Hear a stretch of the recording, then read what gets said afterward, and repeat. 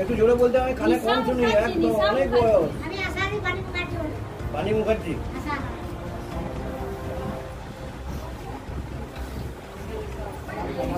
একজন বলবেন। ঋতিকা মুখার্জি। একটা শকুন্তলা। বুঝতে পারেন? শকুন্তলা। জবটা একদিন এসেছে। দুবার করে বলানো আমাদের অভ্যাস।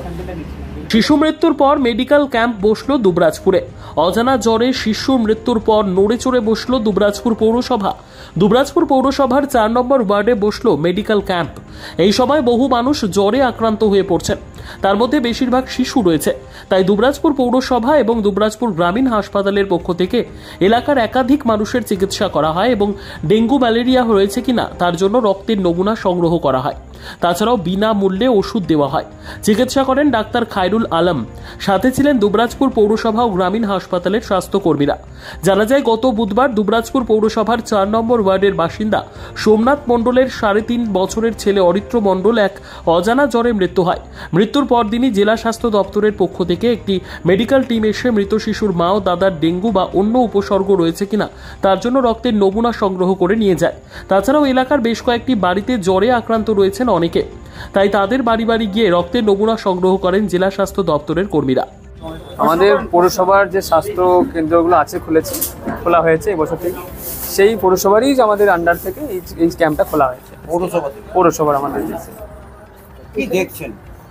বেসিক্যালি এখন যে সিজন চলছে বর্ষাকালে আমাদের এখানে এখন ডেঙ্গু, ম্যালেরিয়া এবং স্ক্রাব টাইফাসের এখন খুব বেশি একটা প্রকোপ দেখতে পাচ্ছি। রিসেন্টলি আমরা এখন একটা কিছু পজিটিভ কেসও পেয়েছি। সেই ভিত্তিতে আমরা বিভিন্ন জায়গায় ক্যাম্প করে, যেমন এখানে একটা উদাহরণস্বরূপ একটা ক্যাম্প করেছি। আমরা নিতান্ত যে একদম বেস লেভেলে গিয়ে পেশেন্টগুলোকে দেখার চেষ্টা করছি। মেনলি ফিভার উইথ র্যাশ আছে, বডি এক আছে, সেসব পেশেন্টগুলোকে আমরা খুঁজে বের করে দেখার চেষ্টা করছি এবং আগে থেকে একটা এই পেশেন্টগুলোকে আইডেন্টিফাই করার চেষ্টা করছি আর কি।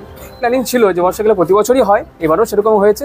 এবারে পজিটিভ কেসটা আগে থেকে ধরা পড়েছে, হয়তো পেশেন্ট পার্টি যায়নি বা কোনো একটা গ্যাপ থেকেছে, সেই গ্যাপটা পূর্ণ করার জন্য আমরা আরও তাড়াতাড়ি লেগে পড়েছি যাতে এইসব কেস আরও পজিটিভ না আসে এবং সেগুলো আগে থেকে আমরা ট্রিটমেন্ট করতে পারি।